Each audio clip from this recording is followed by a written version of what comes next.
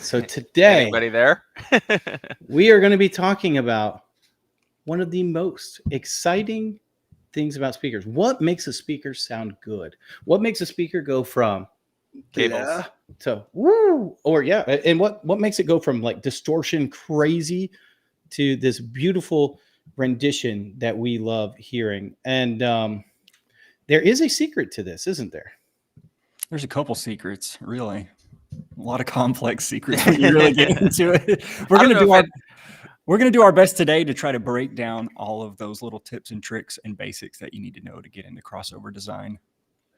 And this is one of those times where you're going to want to be active in the chat. You're going to want to talk. You're going to want to ask questions, because this is one of those things that it comes pretty easy to a lot of us now, that sometimes we can easily skip over things that you might be struggling with. So make sure that you're active in the comment section, telling us what questions you have about crossovers. And by the way, this does not have to be for DIY speaker builders either. This could be for people that are buying speakers. What makes a good speaker good?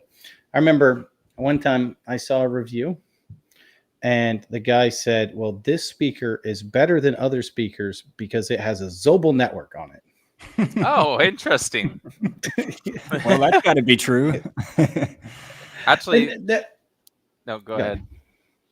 I was gonna say my first kind of like thing that I wanted to bring up about crossover design is that Zobel networks, thinking about baffle step compensation, thinking about fitting your curves to a Bessel or a Butterworth or a Linkwitz, all that stuff in 2025 we can kind of throw it out the window. Like there was a time when a lot of this stuff was done with test tones in our ear or maybe a crappy microphone, and it was done on paper, and you tried to fit the curve to some magical crossover curve that you knew would give you, like, if it was this order or whatever, it'd be in phase, or you'd have to flip the polarity. Like, there was these theoretical things you'd have to do. Nowadays with our crossover simulation software and stuff, we can kind of forget about all that. We can just do it. Yeah, and so to clarify, and for Class D amplifiers, it's also less important as well. Yeah, we don't have to think about impedance as much and stuff. It's just like, if it goes down to 2 ohms, okay, you need to do something about it. Like, there's those other practical things we have to think about more now. Yeah. So when you're designing a crossover, you're designing around a couple things, but the things that we're talking about right now that we're designing around is one, frequency response. Okay. So we want the frequency response to be good, and we'll talk about that in a minute. But the other thing is the impedance. When you cross over a speaker, depending on how you cross it over, you can actually do some really crazy things to impedance, especially if you've crossed over too far into the network, like they're playing too much into the same frequency. We can get some really weird stuff going on in the impedance. And so we have to be careful for that. But with the Class D amplifiers, when we're designing crossovers, we're less concerned with a straight impedance, which is what we were really concerned with a lot with older amplifier technology. Especially tubes, right? Especially tubes. Yeah. And when we're saying older, we mean like older technology. And that's what the Zobel network was for. The Zobel network was an impedance matching network. It was usually used on a woofer, and it would be used to help get rid of that rising impedance. Yeah. Aaron, while I'm thinking about it, Aaron's Audio Corner, who I think most of our audiences will know of, he recently did a really good breakdown of amplifier output impedance and how that affects a loudspeaker's frequency response. And these kind of topics are somewhat interrelated. We won't go into that, I don't think, tonight. But if you want some really nitty gritty details on that and how it affects that, Aaron's Audio Corner will teach you that. One of his newest videos. I usually see his stuff pop up in my feed, but I don't remember that one.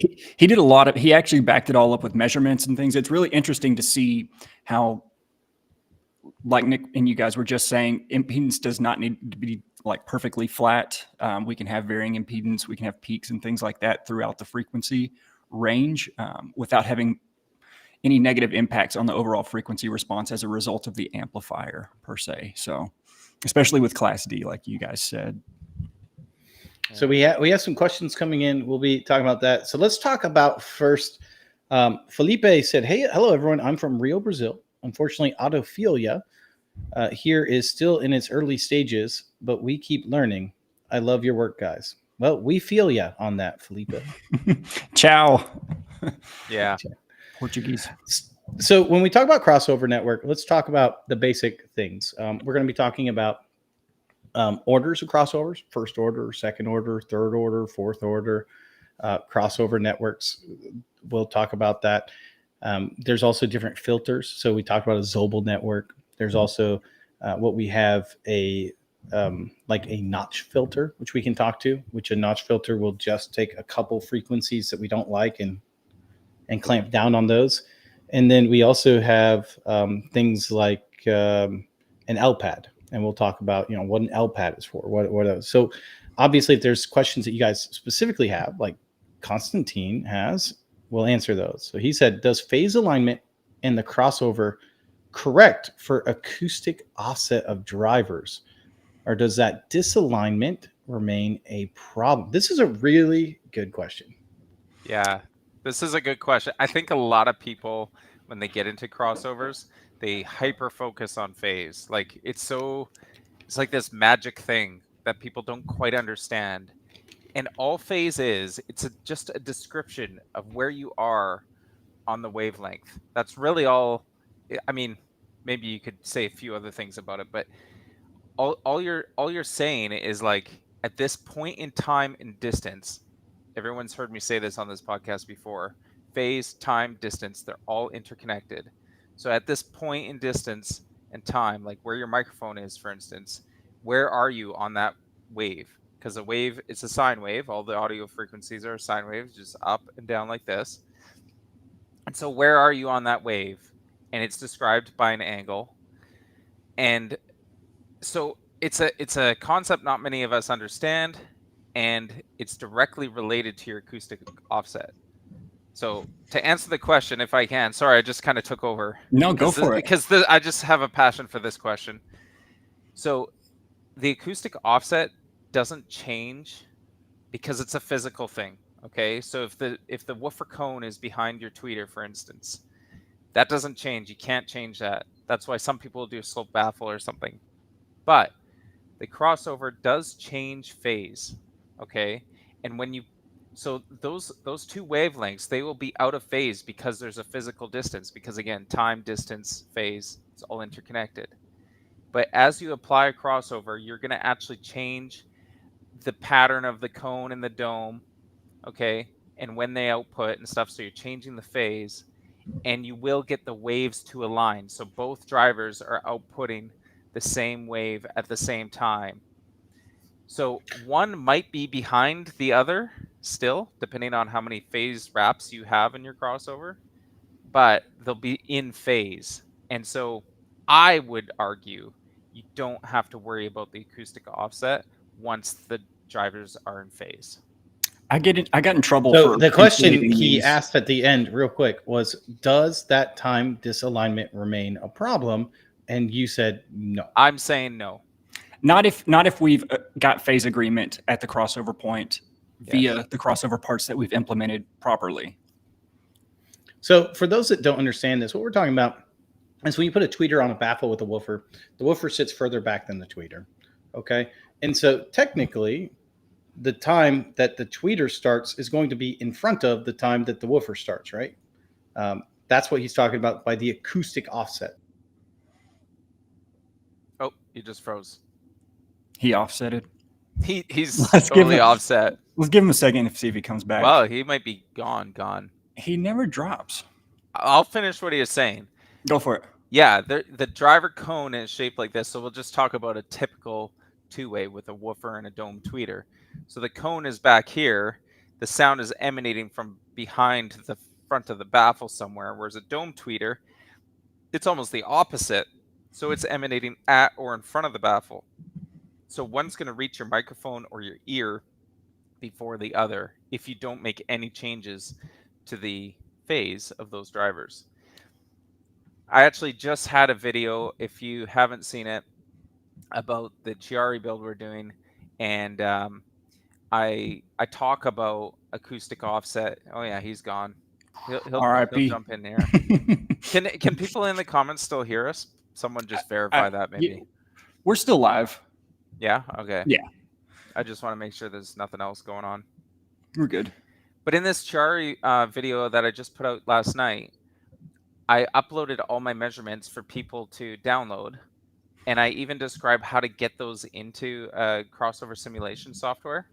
And I talk about acoustic offset in that very briefly at the end of the video. So if you want to see it in practical terms, that is in there at about the 14-minute mark.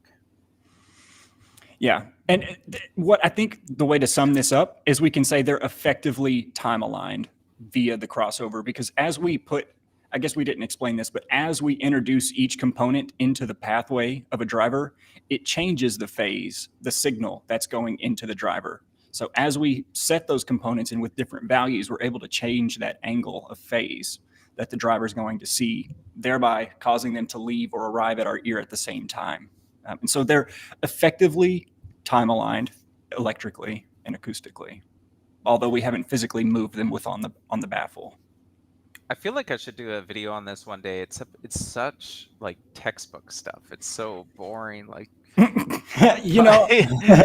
if we think about it like that, you could say that about a ton of these concepts. We get so into the weeds and things, but I think enough of us, and clearly our audiences, have an interest in learning this kind of stuff. I think you do a really good job. It's a great question, because this is where most people will point to DSP being better. Yeah, digital crossovers are better because you can actually just delay it. Like, you don't have to change the phase. You can just wait. Literally just pause it. Yeah. Okay, Douglas Wood said, okay, what's up with gates and windows when you're taking measurements? First of all, I don't take mine out in the field, so I don't need to worry about gates or windows. Because if I did, like, that was stupid. Dad joke. Oh, Nick. Nick. All right. Nick. All right. So the question is, gates and windows. What are we even concerned? What is it? Does it matter? Definitely. Yeah. It matters a lot. This is almost related to the topic that we were just discussing, but the microphone we have in a physical point in space, the loudspeaker we have here, if we take a measurement of that, what we want to know is the anechoic response. We want to know only what the loudspeaker's doing. But we know that when we want to get rid of the room. Exactly. When we put our speaker into a room, we're not just hearing the room, and we're not just measuring the room if we don't have a gate applied. So a gate is going to take whatever window of time you want to describe, from 0 milliseconds to 5 to hundreds of milliseconds, and it's going to gate out or window out, only allow a certain bandwidth or a certain amount of time for those frequencies to arrive at the microphone. And maybe you or Ryan can explain why some frequencies may arrive sooner, some may arrive later, and how those issues create reflections and create anomalies that aren't really in our loudspeaker in an anechoic environment. So, well, what you're typically going to do is figure out where that issue lies and then gate it out or window it out, right? And that's all got to do with your first reflection point. And that's going to be usually your floor. With most people's measurements, it's going to be their floor. Like 99% of the time. And that's got to do with the distance, right? The distance to your floor from the driver that you're measuring is going to be the frequency at which it happens. Unless we're having that issue and then obviously from there on out. So you can gate and measure it. The Omnimic does a really good job of, the new Omnimic does a really good job of figuring that out by itself. So you don't even have to select the impulse. And the other Omnimic version, you do actually have to select the impulse yourself. The new one, it does it for you. RU, you go into and you select your window, and then you have to window it out manually. You have to actually put the number in that you're windowing out. Yeah. Just as a general rule of thumb, maybe you or Ryan may chime in on this. If you've got your speaker set on a standard height table, picture the height of a table saw, your dining room table, that first reflection comes back and starts to interfere between like the 150 to 400 hertz region. Generally for me, it's somewhere centered. I find like 200-300 hertz, somewhere in that region, depending on the height of the speaker and things like that. So that's going to be a first reflection there, a big V in your response down on the low end. I will say this, once you have it windowed out, it's typically not something you have to really worry about after that, because usually you're going to be crossing over, usually your measurements are going to be, after you window it out, good from 500 hertz and above. Yeah. And you're most likely, if it's a two-way speaker, you're going to be crossing over above that region. Okay. So you're going to be taking, 2 kilohertz, and you're going to be crossing over there. I think of it as, I always think in terms of the speed of sound. So even like when I'm trying to figure out what frequencies are useful, I'll get the time I need based on the distance I measure to the floor. I still do things manually. I'm kind of old school. And I use the speed of sound and that time to figure out what frequencies are good. And I could go into that math, but I won't. But if you think about, you don't want that reflection coming back to your microphone. So you only have a certain amount of time that you can measure before that sound bounces off the floor and comes back to your microphone based on the speed of sound. So the window of time, right, is what you have to work with. And some frequencies are so long that they fall outside of that window, and so you can't use them.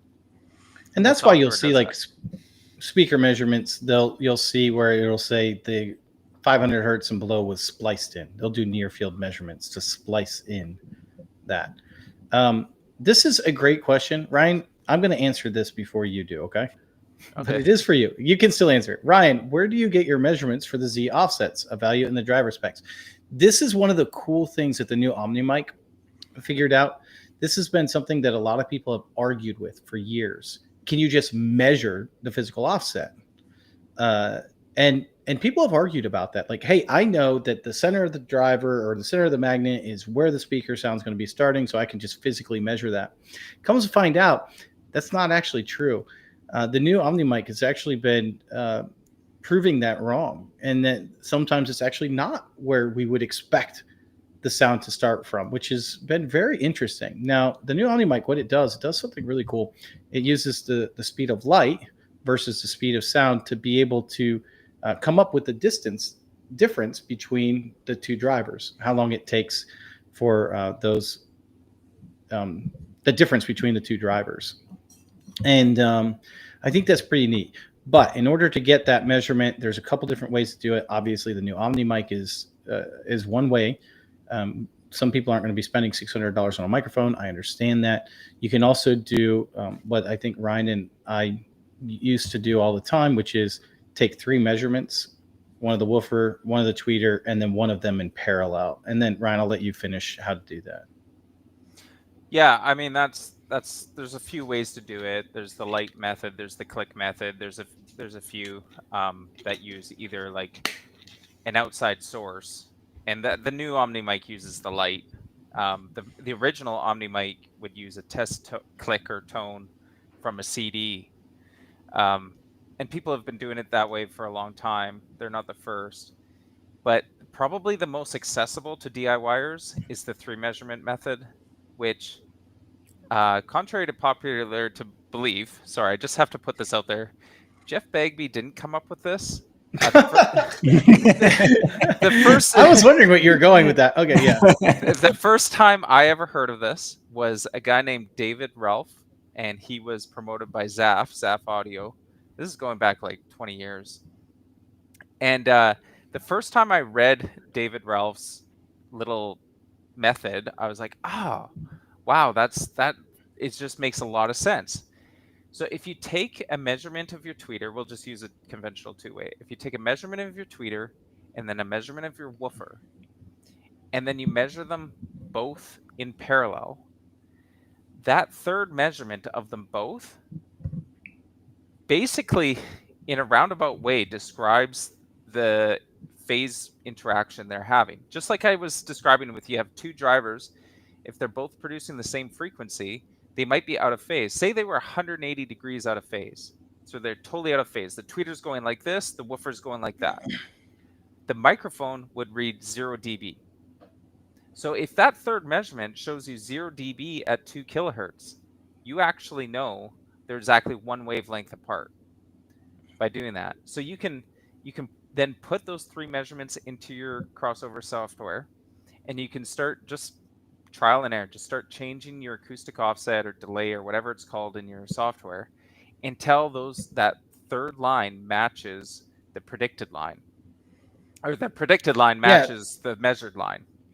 So in XSIM, So in XM, for example, which is the one that I know both me and Ryan use often, you would actually wire those, like you would bring in your measurements of the tweeter, both your frequency response and your ZMA, your impedance response of your tweeter into the program. Same with the woofer, and then you would wire them just like you wired them in parallel to the fake amplifier in the program, right? Yeah. So you wire those in parallel. So then it looks just like what you had outside. And then you're going to see what it looks like. And you're going to notice that it does not look like your measurement. So inside XM, you can actually bring an overlay in and bring in another response. You'll overlay that in. And then when you overlay it in, you'll change either your woofer or tweeter measurement in order to you get that acoustic offset. I must correct myself because it would bug me if I was listening. If you had 0 dB and they were 180 degrees out of phase, that does not mean one of the drivers is exactly one wavelength behind the other. It means they're exactly 1/2 a wavelength behind the other. Sorry. I'll take your word for it. It would drive me crazy if I heard somebody say that. I'd be like, "Oh, he's wrong. It's half a wavelength." Why listen to this guy? Yeah, he doesn't know what he's talking about. The whole point is, though, you can use, and I've done a video on this, and I know that Ryan's done a video on this. So if that's something that really interests you, I'm going to want to do that. Before we go too far into it, there's some questions I hear a lot of people have, and I think we should hit these two questions. Is a higher order crossover technically better? Yes or no? Why should we care if it's a higher order or lower order? And then 2, why would I ever use a notch filter? What is it and why would I use it? How would I use it? I hear those a lot. And I've helped people out a lot recently with notch filters where they should be using them and they were not. So what do you guys think? Good questions. I'll take the higher order crossover question. Sure. I mean, if you want a yes or no, higher orders aren't necessarily better than lower order crossovers. It really is going to depend on your application, though. If you're trying to cross a driver over at its excursion limits, a higher order crossover may benefit you in cutting those frequencies out sooner, leading to less excursion on something like your tweeter. Let's say you want to cross your tweeter over with an FS of 800 hertz. You're trying to cross it over at 1200 or 1500 hertz or so. That was just hilarious. I'm sorry. It was a good one. Ryan, you were only half right. Yeah. That was good. So keep going. Yeah. So yeah, it's really going to be to protect your driver. I think in a lot of cases, wanting to use a higher order crossover, or if let's say that your woofer circuit, you're wanting to cross your woofer over high. Let's say you've got a 10-inch woofer and you're trying to cross over at 2K or something like that.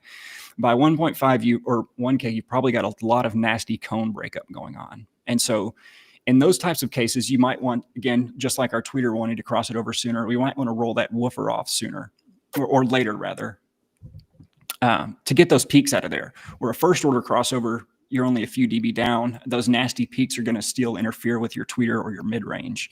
And so a higher order slope is going to take that response and cut it off more rapidly, at least in theory. And so, yeah, those could be a couple applications, but no, it's not necessarily better. And the added complexity in the crossover parts could be a big detriment. And I think the complexity for someone like a beginner trying to design a fourth order network passively could lead to disaster. Yeah, I agree that, like, in general, not one is necessarily better than the other. If you are trying to go to the limits of your driver, then definitely a higher order is usually better. Also, take some more advanced measurements. More advanced measurements will also help you out here. Things like distortion measurements will help you out. Compression measurements will help you out. To find out, like, if, for example, your driver is starting to have a really bad compression in an area, that would actually help you decide whether or not you want to cross over before that becomes an issue. Like you said, aluminum cone woofers especially can have some really major ringing and breakup. Those you might want to do a third order on in order to really bring that out of the audible range. Yeah. And you can see as well, when you go into XM, you can actually tell what's coming into play when you take a look at the frequency response when you're measuring or messing around with these, what you'll notice is you'll have a tweeter response and a woofer response. And some people will say, well, is my cone breakup going into my response? I don't know how to tell that. Well, there's two responses, and you'll see the crossover point. And that you'll see that third one, which is that combined response. Now, if you see that third one and you see it changing from, let's say, the tweeter response by itself, then that means the woofer is playing into it. Yeah. And vice versa. If the woofer ones, then you got tweeter playing into it. And that might be an issue depending on what is causing it. So you guys just gave a lot of great reason to use steep crossovers, and I agree with all of them. There are a few reasons to use, sorry, I can't talk tonight. There's a few reasons to use shallow crossovers, and that would be to blend the drivers better. So if I can actually just call out my video again from yesterday, I measured the mid, and one of the problems with the mid, well, not the mid itself, the driver, but a problem with my design was there's a pretty bad diffraction null right at about 2000 hertz in this mid. And I called it out. I totally blamed myself for it and everything. And I got a lot of comments on it, like how to fix it and everything. And I was like, I didn't think it was that big of a deal in the design that maybe I made it out to be in the video, because I use pretty shallow slopes between the mid and the tweeter, and the crossover is about 2500.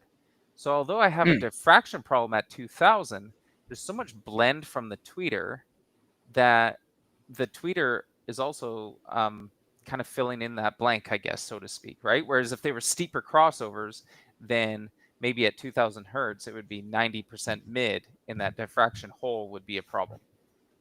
Interesting.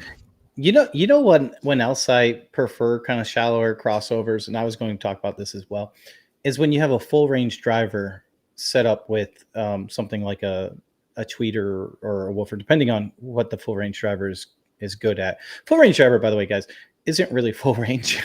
Just in case, usually it's better either in the lower region or the higher region. And I've made a couple desktop speakers, and I like using, if I have a full range driver that does most of the work and I just need the tweeter to kind of do a little bit of work, I don't mind doing first order where they kind of blend. They're both very well protected. I don't have to worry about them being protected. Plus, they're near field, so I really don't have to worry about that. And I like the way that they blend together as well. Yeah. No unneeded complexity. Since we're talking about crossover design, and I've said it before on this podcast, I'm going to say it again. Quit treating drivers like they're fragile pieces of glass. I mean, unless they are. Yeah, unless they're ceramic. Unless you have a ribbon. I've got right now in my setup, which is kind of janky. It's, I just moved in. Well, not just, but my center channel is like this tiny little desktop speaker. I actually did videos on it, and the crossover to the tweeter, I think, is like 1500 hertz on a 1-inch tweeter. And I'm cranking movies with that thing, like absolutely cranking movies. And yes, I can hear distortion sometimes, but the tweeter is fine. Also, the Chiari 3-way I'm working on, little 3/4 inch tweeter should not be able to handle what I'm doing it. If you were to read message boards and stuff, it should be crossed at 4000 hertz at 8th order or something. I'm crossing at 2500 hertz with, I think, a 2nd order passive crossover. And I got my 17-year-old teenage son listening to crazy rap on that thing, and they're fine. They're totally fine. So abuse your tweeters, please. I love what Brian Rollerson says. He says, often full range drivers equal Walmart. You can probably get what you want, but it's not likely to be perfect. I agree. You know what? I like the PC 83-4s from Parts Express. I really like those. They're like the perfect little tiny full range driver. I actually picked some up at the speaker design competition. They had some that, I don't know, returns or whatever. They picked up for a couple dollars each. I really like them. I'm actually getting ready to build my son a speaker out of one of those Cobalt toolboxes. I don't know if you've ever seen those little tiny Cobalt toolboxes. I took the drawers out and I'm going to build him a little Bluetooth speaker in there for him. All right, but we didn't finish the... What? What are they called? PC 83-4, 4 ohm, PC 83 millimeters. So what, like 2.5 inch or so?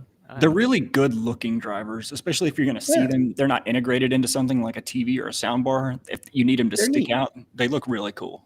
And they're not designed to be like, well, I've made a couple different speakers with them, and I really like them. I like full range drivers a lot. Yeah, I do too, especially coaxials. Which doesn't really count as a full range driver at all. They get called that a lot. No, yeah, I think you're right. They do. That was the joke. But notch filters is where I think maybe notch filters. Should you? There's reasons why you shouldn't use a notch filter too, but there are reasons why you should. So, what is a notch filter? Should anyone use it? Yes, no, maybe. What do you guys think? Yeah, you alluded to this earlier, but a notch filter is quite literally something that we want to notch out part of the frequency, some pass band, and they come in series and parallel or orientations, I guess I should say. And they're made of 3 components. Yeah, you got a resistor, an inductor, and a capacitor. And in either case, whether it's series or parallel notch filters, the purpose is to bring down a certain region. You can change the Q of the filter, so the narrowness of the peak or the broadness of it. And as you adjust those values, you can shift where it is and shift the amplitude of it as well. So why would you use one? Well, let's say that you've got breakup in a driver, but for some reason you either can't cross it out or it's in the pass band of where you're playing, but you need to get rid of just that breakup mode, but you're not necessarily trying to roll it off. I don't know that they'd be great for breakup per se, because that's generally really high in Q, but you may be able to tame some of that breakup. I know from personal experiences, horns often have kind of a big shelved, opposite of a shelf type response. You can help flatten out that horn's efficiency gain there. Maybe baffle compensation in some cases, to some extent, depending on what kind of shaped baffle you've got going on. There's a lot of different use cases, honestly. Go. My favorite use is if for some reason I'm using a single cap high pass on a tweeter, I will use a notch filter, like a series notch filter, to notch out the impedance resonance, because just that one capacitor on that usually will leave a big spike in the response. But if you notch out that impedance spike, that impedance resonance, then you can get a nice first order slope. Well, not acoustically, but yeah. Interesting. So there's 2 reasons I'm going to give you a reason why I would use one and a reason why I wouldn't use one. I'm actually going to give you me and actually T-Rex here. We're just kind of like doing a test on some drivers, like, hey, would these maybe be good, maybe not, whatever.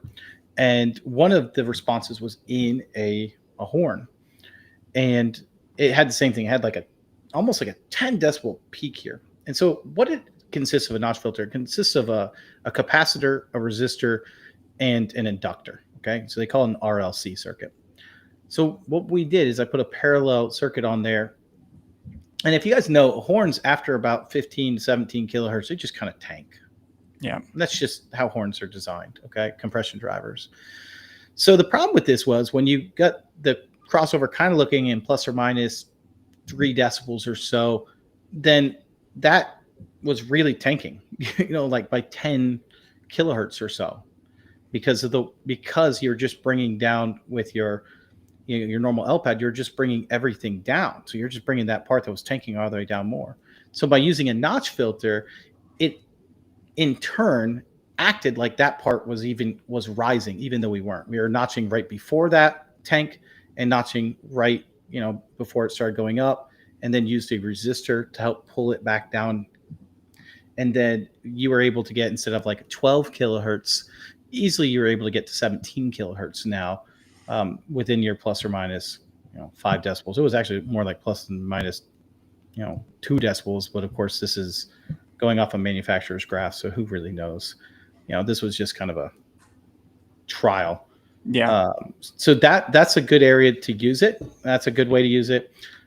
One area I would be very cautious about using it. Some people will, and this is probably more for an L-pad than anything else, but sometimes people will not take into account power response when they're designing notch filters or LPADs, and they'll only pay attention to on-axis response, and that can be problematic in the end because you could be getting rid of some sound from the power response that you don't want to. Yeah. Yeah, just being tunnel visioned onto the on-axis response can have bad consequences. Like Nick was saying, being so concerned with what it looks like on-axis that you notch out all this power, and then you look off-axis and you have a giant hole there, and you've got no sound power going out into the room. Ryan, you gave me a really good trick. What do we call the cap across the resistor? Is there jargon that we call that in crossover design? So Nick was describing a problem where his compression driver was rolling off at 10K. If you got an LPAD network on your tweeter, it wasn't rolling off at 10K. It just, because of the way the crossover was designed, is right. It should have been rolling off around 17K. It's just because of that big notch. Right. We had to notch that out to get that pulled up. Right.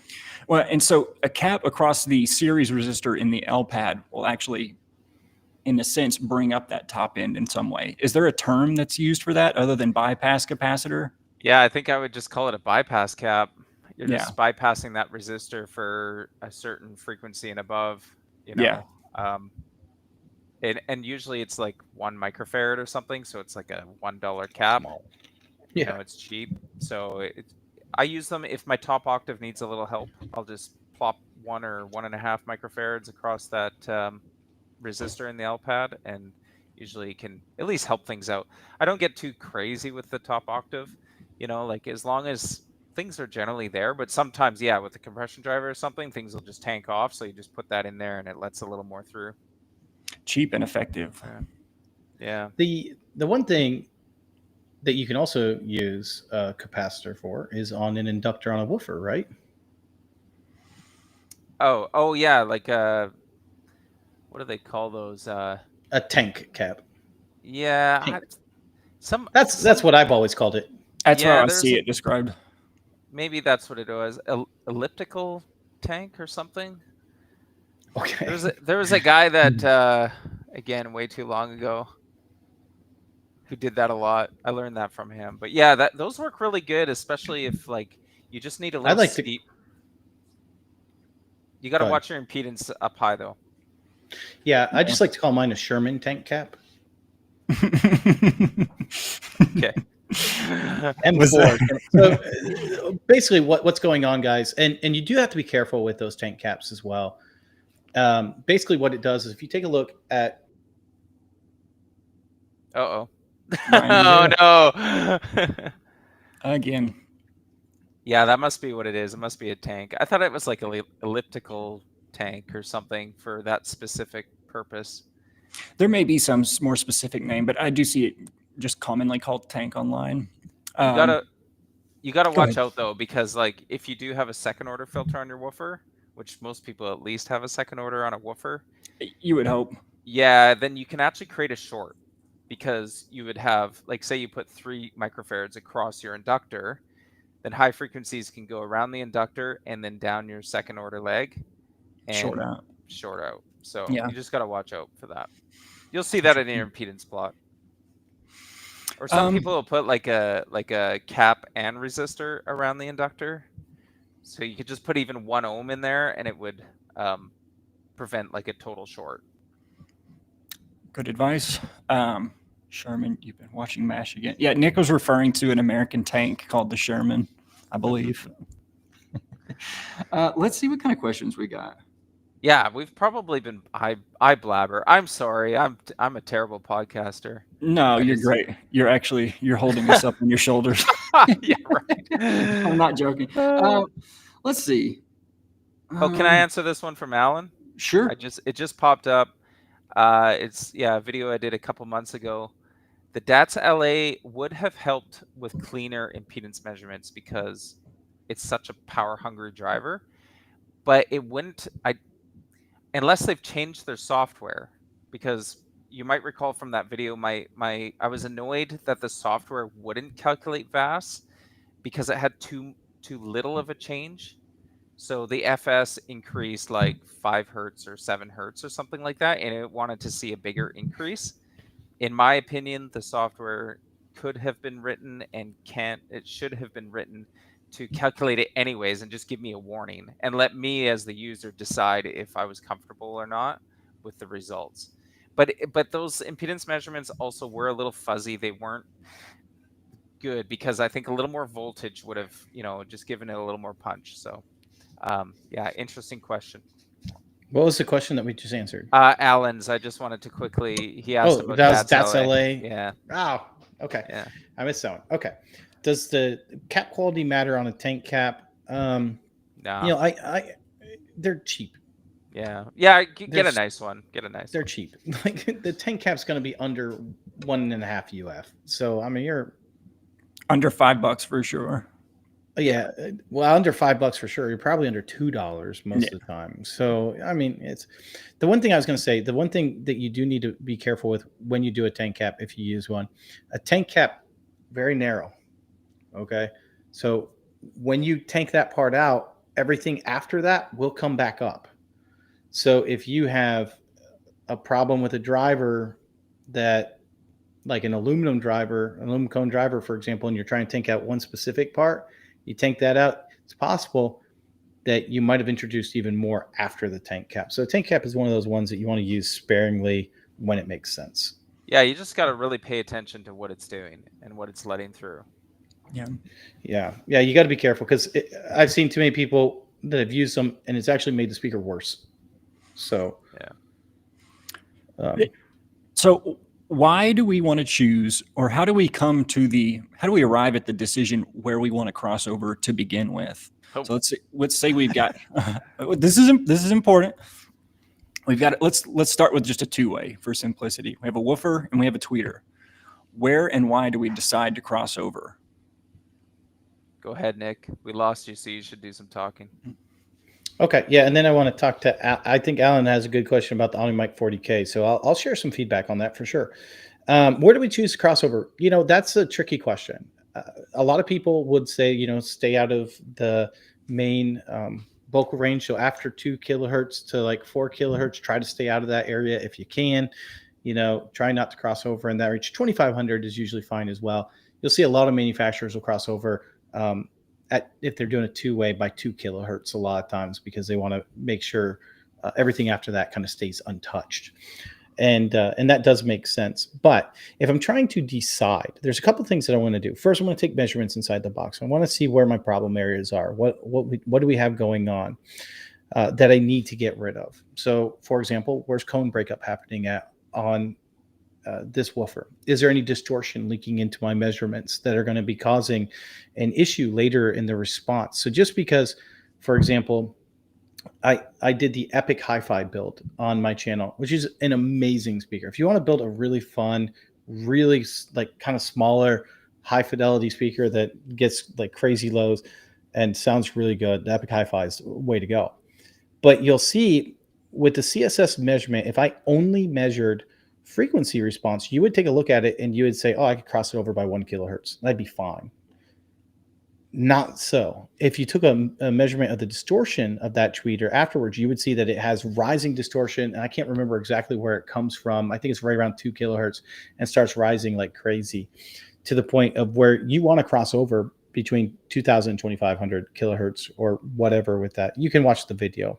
I go over it in the video and the technical breakdown of that video. And so you got to be careful when you're relying on just one solid measurement. If you're relying just on frequency response, that's going to be a problem just because they can't. Now, I like usually a wide speaker. So I'm going to try to cross over before my woofer starts to have, when it starts to break apart, beaming. Yeah, right. And my tweeter, I'm going to try to cross over in that region as well if I can. So those are all things that go into my mind when I'm picking out crossover points. Very good. Ryan, anything you would add? It's a lot to explain, but I think it is at least important to touch on the basics. Yeah, I would say that if you're starting out and you're asking that question, great, do a good question.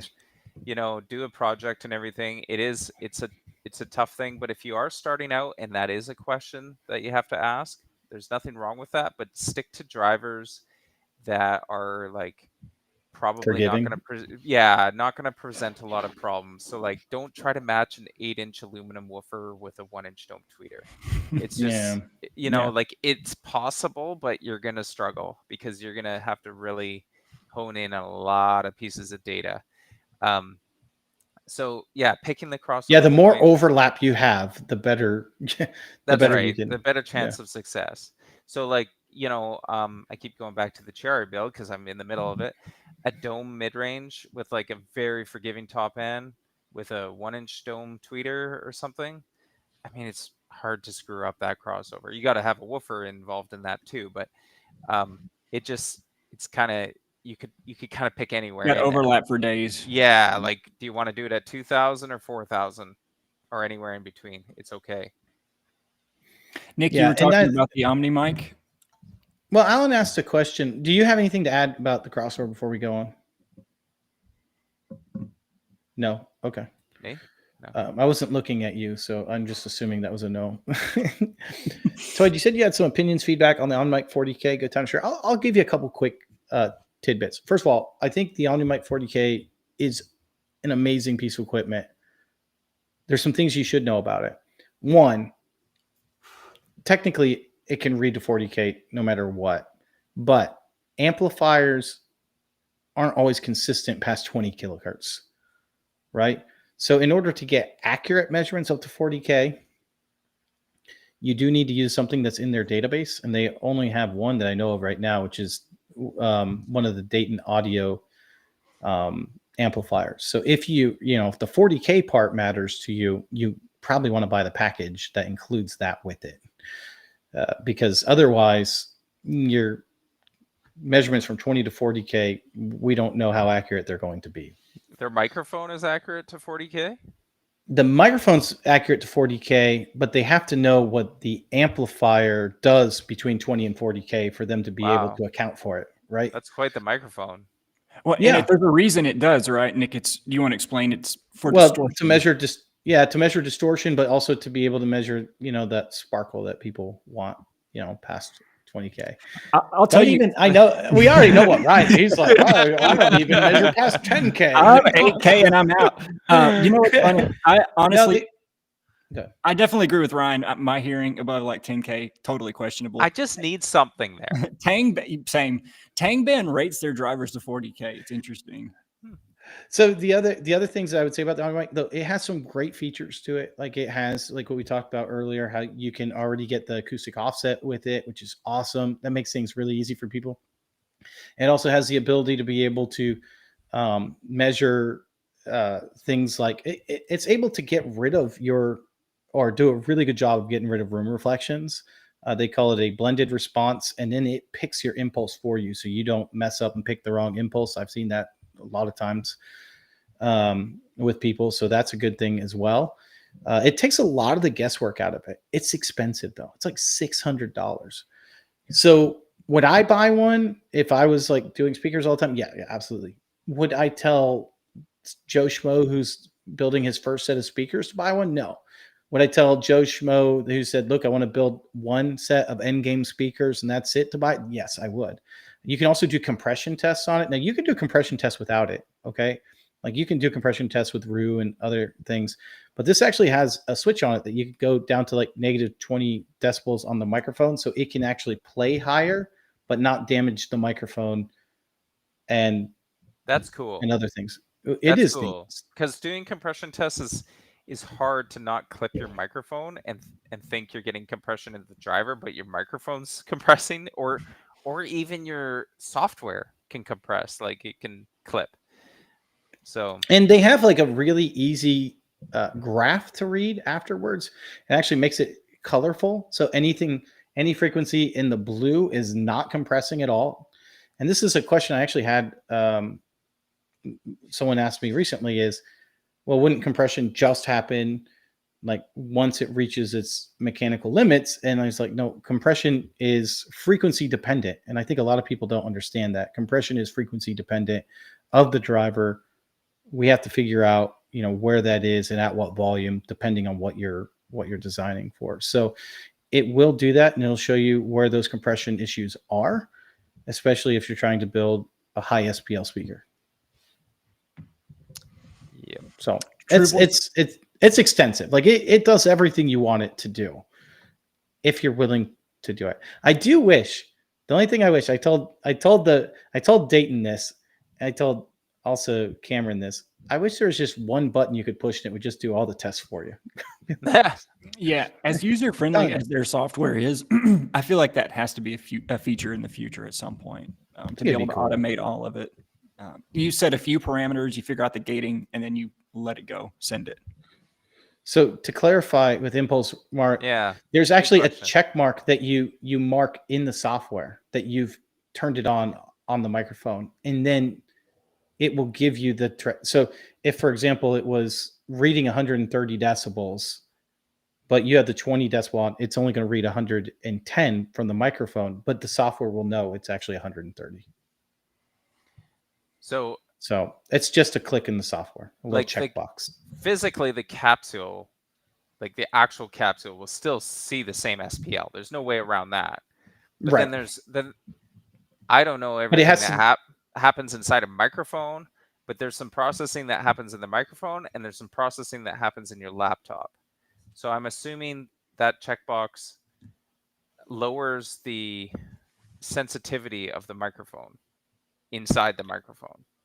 I don't know. I just know that the check mark you have, if you don't check the checkbox, it's not going to end up right. Yeah. I take your word for it. Check the box. I would encourage it for people that really like do this all the time and want to build this. Like I would buy the Omnimic.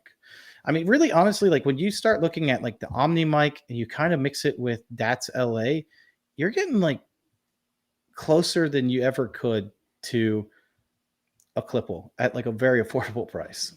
Oh, this is equipment that like in the 90s JBL could have only dreamed of.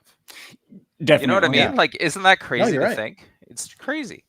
Yeah, we saw at the speaker design competition. I hope maybe we talked about this last week. I hope we didn't. Who cares? Just the DATS LA is just an incredible piece of technology. We got to see the engineer go through and do a demonstration. And anyway, there's just so much that it can do, but it's able to output so much more power and get large signal parameters where the DATS V3, the one that I still currently use, just can't. And so it can take, for BL and different things, it can actually, they use DC biasing. So they'll send a signal in these varying increments. They'll send a DC signal in. So it'll kind of lock the cone into either higher or lower position throughout the magnetic field. And then it'll run that same sweep and give you the parameters at those limits or at those positions, give you a better overall picture. The people that did that, one of them is Brian, who, if you guys watched the video of when I was live at the speaker design competition, he was the one that has a patent for that. Him and another guy. It's from actually NASA, really cool. I think. It might have been. It's actually a really neat way of doing it. Now, just to clarify impulse response, the Dayton microphone, the Omnimic 40K, is good up to 145 decibels. Now, if I remember correctly, it's really loud. I think the 100, like to get to the 145, you have to have the 20 decibel checked. Like you have to do that on the microphone in that, which is the only thing that would make sense. So 145 decibels. Yeah, you need hearing protection if you're testing that, and stand behind the speaker. Ryan, tubes, I'm not an expert on tubes either, but they will clip. They just soft clip. They don't clip quite like a solid state amp, which will clip hard. They tend to like soften, and it's a lot of second order distortion, which is a little more pleasant, especially in music production rather than reproduction. Musicians like tube amps because they'll actually like force that clipping out of the amplifier to give a certain tone. So yeah, most hi-fi like reproduction purposes don't use tubes anymore, just because we're trying to eliminate all kinds, any type of clipping, and we can now produce amplifiers that'll do like 500 watts. You know, back in the 80s when it was like a 10-watt tube or a 50-watt solid state amp, then maybe you would go for the 10-watt tube because the distortion was less egregious. But now most people are using solid state amps. All right, so this is a great question. and I know we all have the same answer, so we'll share. I'll let anyone answer this. What if you're a first time DIYer, you have no measurement gear, and you want to build a pair of speakers? Go to my last video, download all the measurement drivers. All right, we don't have the same answer. Okay. No, this is good though. I have given you all the measurements, but you have to use those drivers. But I also have other drivers in my Dropbox account. You can download those drivers, and you will have to use the drivers you pick out of the Dropbox account, but the measurements are already done for you. And I have videos on each of those drivers that are in that Dropbox account somewhere on my YouTube channel. So you can see how the measurements were taken, what baffle they were put into, what I think of them, and how they should be used. And then you could play in a crossover simulator, and if you're a good woodworker or whatever, you can build yourself a set of speakers without measuring a thing, and do that another time when you're more confident. I love that. I think so.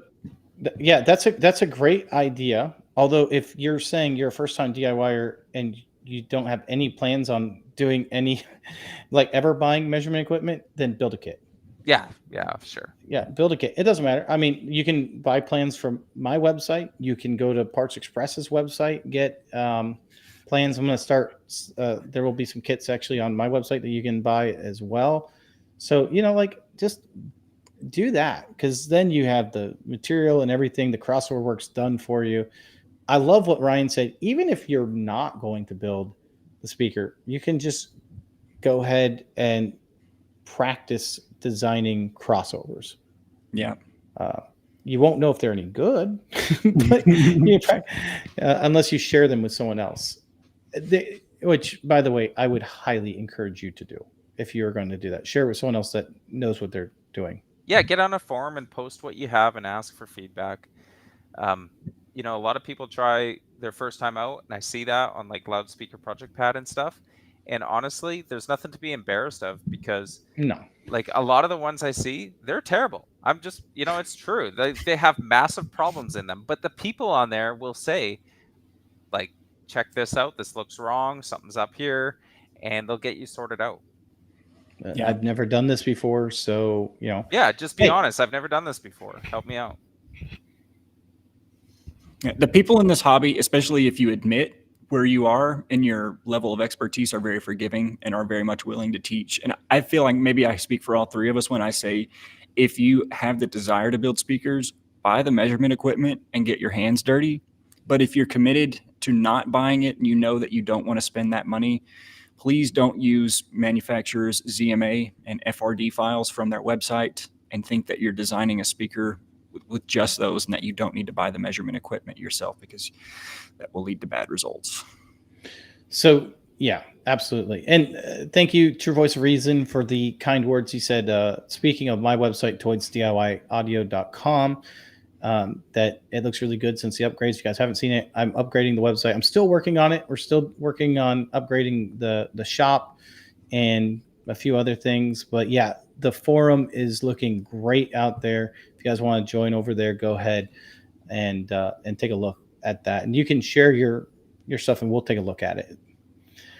Now, Symphonics Audio, I have an answer to this, but I want to see what you guys think. How do you guys feel about DIYing a replica of an existing design? As in, I love how Sonos Faber speakers look and sound. Do I try to emulate them myself? Symphonics, you don't have to if you're after Sonos Faber specifically, because there's a guy who's built like 100 really top-notch replicas. He even won the design competition last year with kind of a specific Sonos Faber look. And he's got all of his crossover in his enclosure and everything about the speaker and detailed write-ups on Loudspeaker Project Pad. His name is Michael something, but there's Sona, Bella, something. If you search that term, you'll find him. Even if you just scroll, you'll definitely come across his designs specifically. But just in general, I think the idea of trying to replicate something you've seen a manufacturer do is a great idea. It's nice to be able to set a target for yourself and set goals, know what you want to see out of something before you go into it. I think choosing something that already exists could be a good way to do that. So this is what started me in DIY. Yeah. I mean, I feel like this is how like it starts a lot of people in DIY. They find something that they love that they can't afford. Yeah, it's like $100,000. Yeah, what if I could build it? I think this is like the reason why you get like a lot of people get into DIY speaker building in the first place, right? It's like, oh, if I could do that. And I mean, you can say replica if you want. I don't like saying replica. I like to say inspired by, because it's basically a speaker that you've seen. You're like, I want to build something like that, but do it the way that I would do it, right? Because that's what DIY is about. So you can make it look the same. You can make it similar in the crossover region and things of that nature, but then get to use the drivers that you have been excited about using. You don't have to use the Sonos fiber drivers. You'll have a hard time getting them anyway. Yeah. But that. So I say go for it. I think it's a great idea. Yep. I think we're out of time, even though there's a lot of questions I'd love to keep going with here. Someone asked if we've interviewed Joseph Crow. We haven't, but Nick has. So search Nick's channel for that. He's got an interview with him on there some time ago. Yeah. I love Troy. I mean, Joseph Crow. No, yeah, I think his name is Troy, right? It is. And the company. It is. I didn't mean to say that. Confusing. But no, Joseph Crow. I love what he does. Beautiful work, unbelievable. He's very attention to detail. It's a really great. I really love what he does. He's really good. Yeah. All right, guys. We're out of time. Good. Is there anything you guys want to talk about that's coming up on your channels? We'll have to come back and visit this topic again later. But is there anything coming up on your channels that you guys want to talk about? Or something you just did, Ryan? I don't think you mentioned your video yet. Yeah, sure. I'll mention my video. And Joao Fonseca, you've asked. I got disconnected again. Go figure. No, we still have you. Oh, maybe not. Poor Nick. Gosh, that's brutal. Go ahead, having some troubles. Joao, you've asked a couple of really interesting questions to me, but we're out of time. So email me at ryan@impulseaudio.ca if you'd like, or join us on the next one in 2 weeks, and I'll try to answer some of your questions if time permits. I love all these questions. I love this topic. It's great. I did a video just yesterday. It went up. It's about our Chiari design, so that's what I've been up to. It really dovetailed into this video, so I'll leave it at that. What have you been up to, Cameron? Well, you're further along than me, but I've got my boxes all together. I'm going to be taking some measurements tomorrow. All the edges that I'm going to round over are rounded over. And so I'm ready to make some acoustic measurements. I verified my tuning frequency today in the enclosure. I'm happy with that. Spot on with WinISD. I couldn't be happier. What did it come out to? What's your tuning frequency? I think maybe 33 or so. That's money. I was 28. It's a little really low. Yeah, I guess you got lower. Yeah, but 5 hertz is big at that range. That's a big difference. It really is, But yeah, I'm super excited for the Chiari build. I was kind of dragging my feet on it, but now that the enclosure is coming together, I really love the proportion. So I'm going to be doing kind of like Ryan. I'm going to do a kind of a behind the scenes before I do a full build video on that. But other than that, my crossover schematics video is actually done. I'm just waiting on a few things behind the scenes before. Yeah, you were doing that. So. I forgot you were doing that. That's a great video idea. Yeah. How about you, Nick? I'm finishing up the video for the pinball machine. I keep getting distracted by playing it. I would too. I'm like, no, how did it go in the middle? It's actually, it's really fun. It's so much. And I'll tell you, I used some of the Voce speakers I'd never used before. They're coaxials. They actually have their own crossover network. I honestly never measured them because it really didn't matter. Because I wasn't going to change crossover. It's a pinball machine, right? I'd be interested to see how those measure though at some point. They sound decent enough for a pinball machine. Like I'm not there upset with it, but I also hooked it up to an IEMA amp that I can change the tone controls with, so that helps a lot too. So I can just fine tune like the bass, especially on a pinball machine. You kind of want like that speaker, but it's great. I really love that. I'm really looking forward to getting that video out for you guys. It's going to be a lot of fun. Got a bunch of speaker designs that I'm working on, including the one that we're working on, obviously. I got a couple other ones. I'm going to do a small little speaker. I think I told you guys with that little cobalt thing. That's going to be a little fun one. I think that'll be fun. My son really wants that. My one son that was 7 saw a video of the MK Boom that I designed, and he loved it, which has like blue LED lights all over it and stuff. He's like, "Where is that speaker?" And I said, "Actually, your grandfather's using it right now." And he's like, "Do you think we can trade him?" So he wanted that one. And then my son's like, "Well, you've never built me a speaker." I was like, "All right, I'll build you one too." So I'm going to build that. This will be fun. And then I got some new drivers that you guys have not seen on the market yet. As soon as I can release videos on those, I'll have some videos out for those as well, which will be really cool. Very cool. And then you'll send them over to me. Nope. Darn. Actually, I'm gonna be honest with you guys. With these drivers that you've never seen before, I'm gonna build an entire surround sound system. So that way, if someone else wants to build this, you can build it. And there'll be different boxes, right? So one will be like a normal box that you put up front. One will be like a slanted box that you can put like as high rear surrounds or Atmos style speakers, and then one will be like a normal box for you, or maybe an in-wall box. One or the other. I don't know. I haven't decided on the third one box yet, but I'll have probably 3 different boxes designed so that you guys can decide what fits your room, which will be kind of cool. That's really cool. Yeah. All right, guys, we're out of here. You guys have a good night.